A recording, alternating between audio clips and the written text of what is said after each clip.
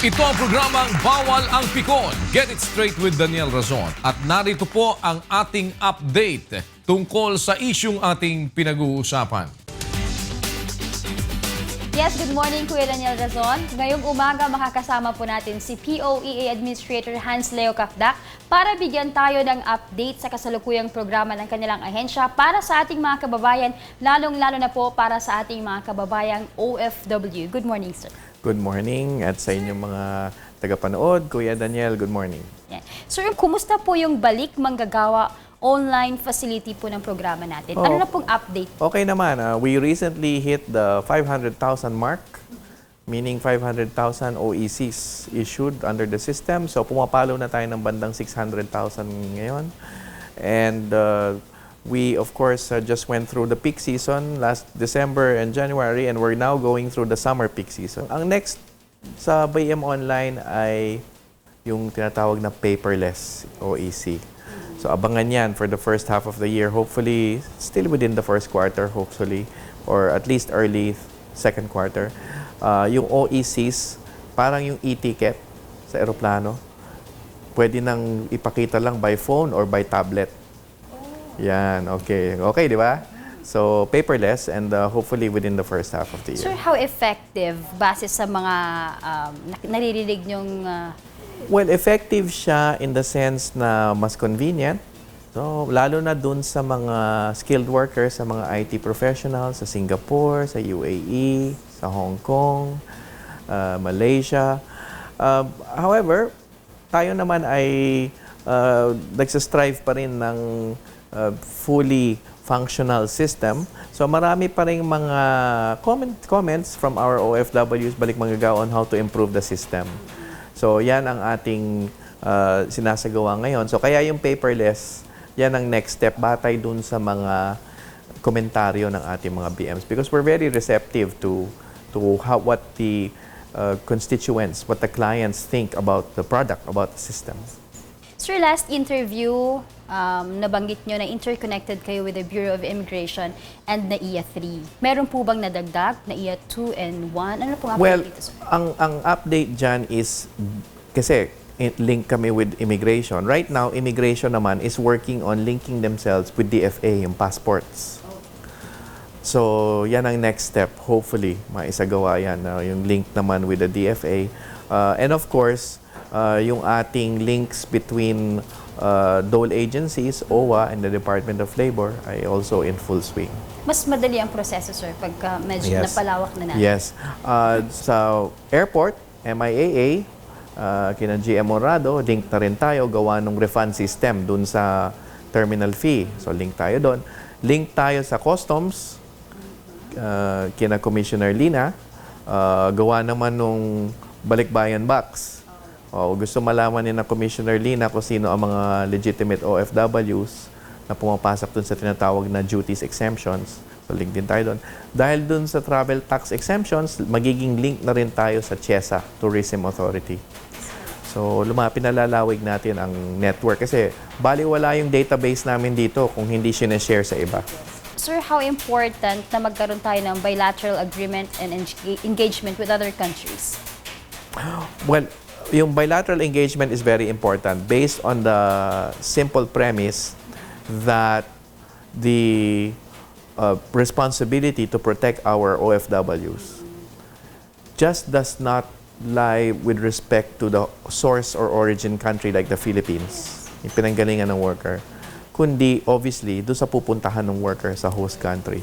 So ganun kahalaga yung bilateral cooperation agreement kasi this makes sure na meron ding protective measures, mechanisms sa host country government. Sir, gano'n na karami yung mga bansa na meron tayong agreement or engagement? Sa ngayon, meron tayo sa Saudi Arabia and sa Jordan for the domestic workers.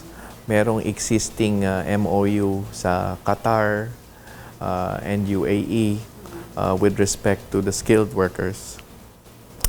Merong ongoing discussions with Lebanon and Kuwait and UAE with respect to domestic workers. So mas madali yung nagiging kumbaga arrangements with our OFW in case na magkaroon ng problema or something ganun.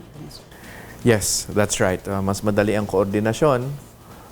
Kapag ako'y tatawag halimbawa sa aking counterpart sa host country, merong sasagot sa kabilang telepono.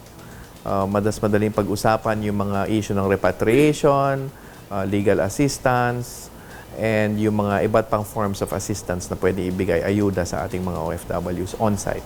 So yung secondary inspection, effective po ba natin nagawa? Secondary inspection sa immigration? Yes, sir. Well, para sa amin, magandang trabaho ito ng BI, yung offloading, pagsasagawa ng secondary inspection. Kasi masisiguro natin na talagang yung mga lehitimong OFWs lamang ang nakakasakay at hindi yung mga biktima ng human trafficking at illegal recruitment. Nung isang araw, nasa airport ako, paalis ako papuntang ibang bansa at nadaan ako doon sa secondary inspections section ng BI at nakikita ko na talagang maganda ang kanilang trabaho in terms of yung pagtatanong, paniniguro na yung mga umaalis sa bansa ay merong sapat na PA documentation kung sila ay magtatrabaho sa abroad. So magandang trabaho yan ng immigration na hindi lang siguro natin nabibilang pero maraming na-prevent na victimization ng human trafficking and illegal recruitment. Gawa niyang tinatawag na primary and secondary inspection system, yung mga travel deferment or offloading na sinasagawa ng BI. Sir, kanina nabanggit nyo yung no airport fee sa mga kababayan natin. Kumusta na po yun? Well, we are supporting the Manila International Airport Authority in this regard, sina GM Monrado. And tayo naman ay nagbigyan lang ng support sa pamamagitan ng sharing ng ating database kay na GM. And of course, decision yun, kapasyahan yun ng MIAA, kanilang board, DOTC. So, ginagalang natin yung kapasyahan nila. Sir, punta ako sa pre-employment versus illegal recruiter. How effective na po yung mga programs na ginagawa natin para ma-prevent pa rin? Kasi meron pa rin talaga kahit napakarami yun ng paalala, meron pa rin nabibiktima. Oo, ay merong mga hindi pa rin alam yung batas o yung rules, alintuntunin para makaiwas. And ang sa atin ay napapansin naman namin na medyo bumababa ang figures, no? Mga higit kumulang siguro mga sabihin na natin mga 500 kada taon ang nagre-report sa amin na sila'y nabiktima. Pero bagamat mababa ang figures, hindi naman natin sinasabing mahihinto na kami, magpapahinga na kami. Kasi hanggat merong kababayan tayong gustong mag-abroad, ay hindi natin maiwasan yung magsusubok na manamantala.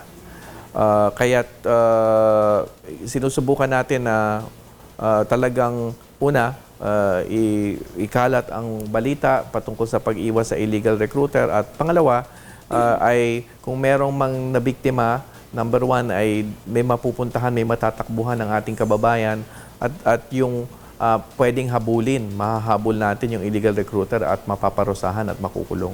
Sir, based sa mga investigasyon nyo, bakit kumakagat pa rin sila sa mga ganong kumbaga, na mga illegal recruiter? Ako sa tingin ko, talagang mahusay lang talagang ang tamis ng dila ng mga recruiter at mahusay sila manlin lang. Naalala mo yung kaso ni Mary Jane Veloso, dinala doon sa Malaysia. Pagdating doon, walang trabaho, hindi dumaan sa POEA. Pagdating doon, parang linito-lito siya at sinabing, uy, habang naghihintay dito ng trabaho, ay sumideline ka muna sa Indonesia. At inabutan na lang ng bagahe na yung pala may laman ng droga. So, mabilis manlin lang, magaling maglinlang, magaling maglagay sa sitwasyon na parang minamadali, na hindi na makatanggi yung ating kababayan, sinusubo talaga sa kapahamakan. Sir, for the record, para maintindihan ng ating mga kababayan, bakit kailangan dumaan sa POEA? Ano yung benepisyo na makukuha nila dito? Simple lang, yung protection, sila ay nasa talaan, nasa database, alam ng gobyerno kung nasaan sila, at yung protection na mabibigay ng government agencies, DOLE, OWA, DFA. At kung sila ay nagpasyang mag-enroll sa PhilHealth at Pag-ibig at SSS, ay covered din sila ng tatlong yon. Kapag hindi sila, sir, enrolled or hindi dumaan sa inyo, tapos nagkaroon sila ng problema sa ibang bansa, ano ang posibleng? Ay, of course, tutulungan pa rin sila ng gobyerno, pero halimbawa dahil hindi sila miyembro ng OWA, ay hindi sila matutulungan ng OWA. Kung wala silang Kung hindi alam ng gobyerno kung nasaan sila at sino sila, mas mahirap silang hanapin kung sila halimbawa ay nawawala. Mas mahirap malaman kung sino ang employer nila at hanapin sila doon kung kailangan silang hanapin. Kung may kamag-anak sila ditong nagkaroon ng problema at kailangan silang hanapin doon, ay mahirapan din sila makontak. Yung mga ganong klaseng bagay. Sir, ngayon marami rin mga, syempre hindi natin maiwasan, may mga sakit-sakit na ano pong ginagawa ng agency natin, especially this Ebola virus? Ibig sabihin mga Ebola, okay. Maganda ang koordinasyon ng DFA, ng DOH at ng DOLE at POA tungkol dyan. Merong task force na itinalaga si Pangulong Aquino, may executive order tungo sa pagsugpo ng mga tinatawag na EID or Emerging Infectious Diseases. Kasama na dyan ng Ebola, kasama dyan ng MERS, kasama dyan ng Zika. So, merong mga koordinasyon between the three agencies. Binibigyan kami ng senyales ng DFA at DOH kung talagang merong global emergency, health emergency na kailangan pigilin munang umalis ang ating mga kababayan. Ang example dyan, yung Ebola. And of course, yung koordinasyon kapag merong halimbawang kailangan hanapin ng worker o kailangan tulungan ng worker na nagkaroon ng sakit, ay may koordinasyon din sa POA at sa OWA at agad-agad naman tumutulong kami kung kinakailangan. Sir, sa ngayon, ano yung mga bansa na medyo hindi muna tayo nagpapapunta because of health reasons? So far, wala na kasi lifted na lahat yung Ebola bans sa Guinea, Liberia, and Sierra Leone. So, inoobserbahan na lang. Of course, may role to play din dyan ng World Health Organization kasi sila ang nag-declare ng global health emergency sa Ebola. Dito sa Zika, wala naman silang dineclare na global health emergency. At sabi pa nga ni Secretary Garin ay mas malakas pa ang dengue kaysa sa Zika. And so, hindi tayo masyado nag-aalala sa Zika. Sir, pagdating naman sa security reasons, ano yung mga bansa na medyo... Security reasons, Syria, may total ban, Iraq, Libya. Yan ang mga sa ngayon. Afghanistan. Pero may mga certain exemptions sa ilang kategorya. Halimbawa sa Afghanistan, kapag nagtatrabaho sa isang Western NATO or US base, ay pinapayagan natin umalis. Sa Libya, kapag nagtatrabaho sa isang oil rig na malayo naman sa kabihasnan, malayo sa lupa, ay pinapayagan din natin umalis. Syria, total ban. Wala talaga tayong pinapayagan pumunta sa Syria. Maraming salamat. Maraming salamat, guys. Kuya, ayan po nakasama natin si Administrator Kakdak ng POEA. Balik sa'yo. Maraming salamat na muli sa inyong pagsubaybay. Ito ang programang Bawal ang Pikon. Get it straight with Daniel Razon.